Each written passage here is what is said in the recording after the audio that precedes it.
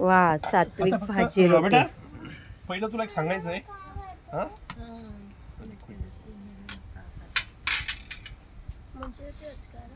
ये कैसा बना है उसको पहले कि बिना मसाला तेल और पहले खाइए और खाने के बाद पहले बताइए. Let them enjoy. After eating we must discuss. और actually we come to one conclusion. हाँ. तुझे कैसे लगता है बता. हम लोग तो फैन हो गए यहाँ पे. ती बोले तुम लोग तो बूढ़ी है फैन ही होने वाले. मजबूरी में अभी कुछ होता नहीं है करके आगे अभी तो संत शेवटीच बनतो माणूस. पण ठीक आहे केव्हा तरी संत बनायचं असतं.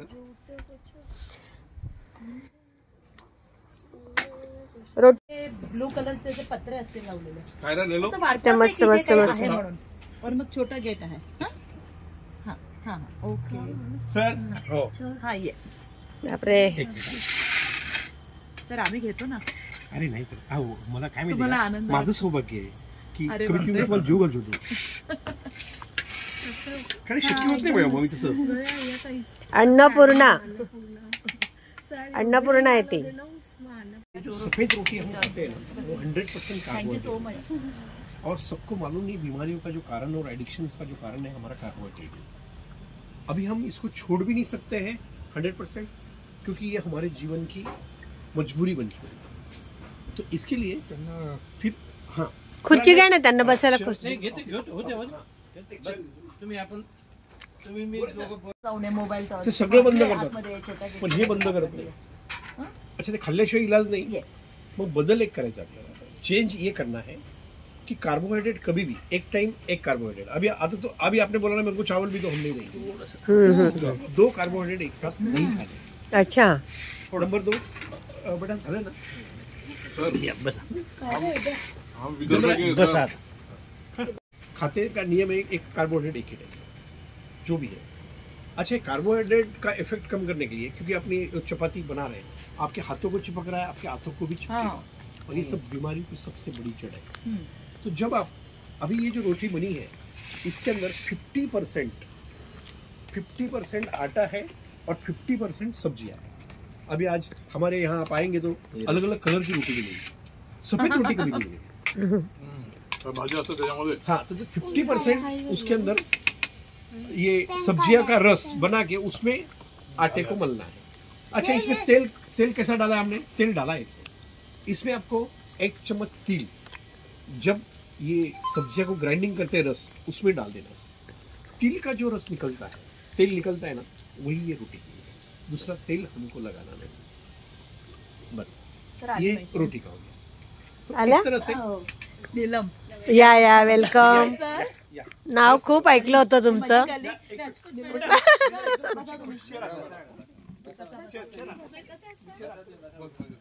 बिना तेलाचं पण डिलिशियस होऊ शकतं. खरं आहे. माझं म्हणणं काय इथे येऊन तुमचा टेस्ट केला तर बरोबर नाही वाटत.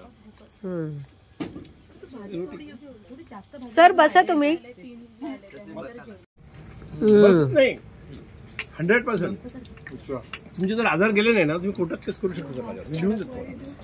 हा पण 100% फॉलो करा. बघा आणखी काय असणंच पाहिजे. तुमचे आजार गेले नाही बरोबर. कारण सर मी काहीच करत नाहीये. मला प्रकृतीवर एवढा विश्वास झालेला आहे आणि तुमच्यावर विश्वास आहे की तुम्ही हे केल्यानंतर होणार. होते ना सर. बेटा नाही रोटीची तुम्ही बोलणार होते ना. रोटीची रेसिपी काही नाही. कोकम तुम्हाला जी रोटी बनवायची आहे तुम्ही नाचणी बनवा. कारण अल्टिमेट बघा म्हणजे डायबिटीज वाल्यांना शरीरामध्ये ग्लायसेमिक इंडेक्स नावाचा प्रकार असतो. गव्हाचा जास्त आहे ज्वारीचा कमी आहे नाचणीचा ते कार्बोहायड्रेटच आहे. तर या कुठल्याही याच्यामध्ये तुम्हाला 50% सॉरी हिंदी बात करतो 50% आपको वेजिटेबल होना चाहिए. जो भी आपके घर में बड़ी हुई सब्जी है ना उसका लिक्विड बनाओ.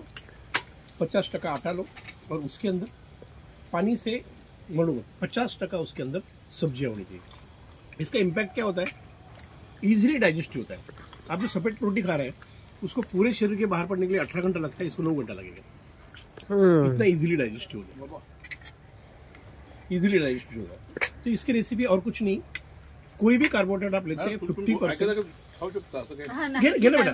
अरे आहे मी काय म्हणतो असं तर मॅडमचं start आहे. रोजची सवय आम्हाला एकत्र खायची. डबे एकत्रच खातो आम्ही जेवण उशिरा जेवलं. विकाहारी आहे.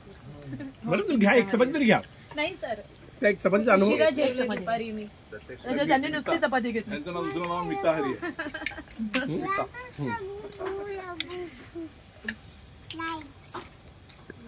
म्हणजे पाणी टाकायचंच नाही चपाती किंवा भाकरी मळताना.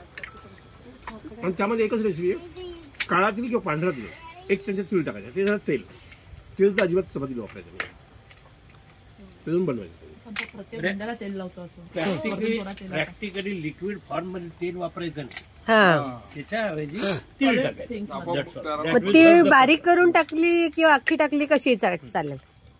तीळ तुम्ही मिक्सरला भाज्या बारीक करताना त्याच्यातच. तीळ टाकले ना पण पराठ्यानं ते तर पण क्रश होतात पराठा तर मुद्दाम त्याचं तेल clear होतं. क्रंचीनेस. आता तुम्ही म्हणतात की या भाजीमध्ये बेटा आर यू फ्री भाजीची रेसिपी समजून सांगा ते तिला शिकवायला मला एक कॉन्फिडन्स वाढवायला. तर प्रत्येक 2 जणांसाठी आपल्याला भाजी बनवायची. तर पहिले गाजर 1 कप घ्यायचंय, बारीक कापायचे. म्हणजे यामध्ये एक सांगू तुला ती गाजर म्हणते ना तुम्हाला आवडणाऱ्या कोणती 3-4 भाज्या मिक्स करा त्या प्रमाणामध्ये. अर्धी बोल बेटा. एक 150 ग्रॅम गाजर घ्यायचे, त्या मी त्याचे करते. बारीक बारीक तुकडे करायचे. मग आपले वटाणे असतात हिरवे वटाणे, ते 1 कप घ्यायचे 100 ग्रॅम. आणि बनवली जाते आणि बाकी तुमच्याकडे जे पण भाज्या असतील, समजा फरसबी असेल ते बारीक कापायचे आहेत, सोयाबीन असतील ते भिजवायचे आहेत, मक्का असेल जे पण तुम्ही टाकू शकतात भाजी ते तुम्ही यूज करायची. आणि मग आता ह्याची ना ग्रेव्ही बनवायची आपल्याला भाजीची. ते टमाटर घ्यायचे 2 120 ग्रॅम. आणि नारळ जे असतं ना ओलं नारळ ते एक 1/4 कप नारळ घ्यायचे. अच्छा बस 25 ग्रॅम. हा, हिरवी मिरची घ्यायची 1. आणि ते पण हिरवी मिरचीची ना जी बी असते ना ती काढायची. ओ अच्छा, म्हणजे कारण की ते तिखट न लागत. जिरे घ्यायचे, कढीपत्ते घ्यायचे आणि सेंधा मीठ घ्यायचे अर्धा टीस्पून. आणि हे सगळं मिक्सरला ग्राइंड करायचे. आणि मग जेव्हा भाजी ही आपण कशी ग्रेव्ही करतो 2 प्रकार आहे. भाज्या स्टीम होतात आणि नंतर ग्रेव्ही बनते मिक्सरमध्ये. हो आणि आपण काय करतो जेव्हा ही ग्रेव्ही बनतो तर आपण नॉर्मली तेल टाकून ग्रेव्ही एकदम तिला Fry तेल करतो. सुटेपर्यंत फ्राय करतो आणि मग भाज्या टाकतो. तर पहिले काय करायचं भाज्या स्टीम करून घ्यायच्या. स्टीम म्हणजे पाण्यात उकळून नाही, म्हणजे वरती नुसत्या steamer वाफवायच्या. असतं, फक्त वाफवायच्या जेणेकरून त्यातलं सगळं जे पण आहे ते तसंच त्यात राहील. तसंच राहील. आणि मग स्टीम करून घेतल्यानंतर जिरे कढीपत्ता तो घ्यायचा. जिरे कढीपत्ता हा मसाला वाटलेला जो आहे तो टाकायचा. आणि ह्या भाज्या स्टीम केलेला एक 10 ते 12 मिनिटं फक्त त्याला एक उकळी येऊन द्यायची, बस बंद करायची. म्हणजे इन शॉर्ट काय आहे आगीवर जास्त तेवढं चढवायचं नाही. तर टोमॅटो आणि हे नारळ याला ओव्हर प्रोसेस नाही करायचं. त्या स्टीमच्या भाज्या घेतल्या नंतर ग्रेव्ही टाकली, हलवायचं, थोडं गरम झालं गॅस बंद करून टाकायचा, स्टीमर होऊ द्यायचं आणि नंतर खायचं. समज में आया क्या मॅडम लोणचं देणं इथं. हां घ्या ना सध्या. बरं जरा सेल्फ सर्व्हिस जरा लिजी या योगिनी तुला प्रत्येकाला वाढायचं बघ जरा. सॅलड खायचंय तर नेहमी जेवताना भाजी पहिले जास्त खायची. अच्छा आणि हे लोक तर जास्त भाजीच खातात नाशिकवाले. हो आम्ही पण आम्ही तर एका वाटीमध्ये 4 भाज्या. अजून नाशिकवाले आहेत त्या. काय होतं माहिती का कार्बोहायड्रेट इंटक भाजी जास्त खायची असते, सब्जी जादा खायची. आम्हाला एका वाटीमध्ये आम्ही पुढे जेवण करतो. लावून लावून हे लोक विदर्भावाले. तर यांचे बाबा हो. त्यांचं आता 95 एज आहे.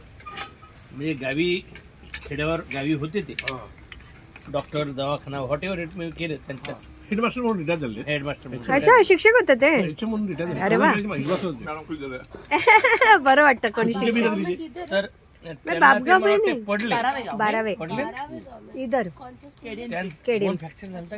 हा, पूर्ण ते पडले. म्हणजे त्यांचं आता 95 म्हणजे एक 2-4 वर्ष 2-4 वर्षातली गोष्ट आहे. ते पडले तर त्यांचं बोन फ्रॅक्चर झालं.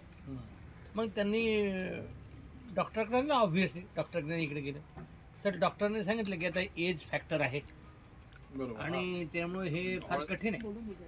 म्हणजे सर्व आशा तिथं संपलेल्या होत्या. त्यांनी त्यांच्या पद्धतीने ट्रीट केलं. त्यांचे बाबा अजून गेल्या 5 सर ही माझी case study आहे ना, डिटर्मिनेशन. कल्याणच्या मेडिकल सायन्समध्ये आहे. जे आपले ऑर्थोडॉक्स सर्जन आहे त्यांचं आडनाव आहे नाव सांगतो मी त्यांचं. सासू बसले. त्याला सवासातनं सांगितलं, मी निघला तुम्ही? औषध देणार नाही, मी माझ्या प्राकृतिक पद्धतीने घेणार. हा, आपण सायन्सची मदत घेणार. मी दर 2 महिन्याला एक्सरे काढत होतो. हम्म. बिना औषधाचं पूर्ण हड्डी जुडली सर. अरे वा. अय्या. हा, 90 वर्षाच्या माणसाची 92 वर्ष पूर्ण Just हड्डी imagine. नवीन. असं नाही, हे मी जुडली म्हणून सांगत नाहीये. दर 2 महिन्याला एक्सरे काढायचा, रिपोर्ट्स बघायचो, आणि फक्त हे प्राकृतिक. पण थोडक्यात मला तुम्हाला एवढं सांगायचं, तुमचं शरीरच तुम्हाला हील करतं, डॉक्टर नाही. आप दवा के ऊपर अरे, जितना निर्भर असं होगे झाकण होतं ते. उतना शरीर सपोर्ट छोड़ देगा. खाली वो मार्ग इन जनरल आप लोगों को अपने को कठिन है. पण ते रिझल्ट चांगले दिसायला Result लागले तर आपण करू शकतो. बरोबर. नाही, मला बोला, आम्ही खाना किंवा याच्यापेक्षा तर आम्ही मार्गदर्शन 6 महिने झाले ना, स्टिरॉइड अजून चालू आहे. हो आता मी थोडं थोडं मेडिसिन कमी केलेले आहेत. पण कमी केले की तिला त्रास घ्यायला होतो. सांगितलेत पण मी हा हा. इंटरनेट डे सिव्हिअर त्रास होतो. बरं, स्टिरॉइड म्हणजे खरं आहे. कारण डॉक्टर सांगतातच की मेडिसिन रोज घ्या, कंटिन्यू करा. पण मी जेवढं बिअर होत आहे तेवढं मग खरं आहे.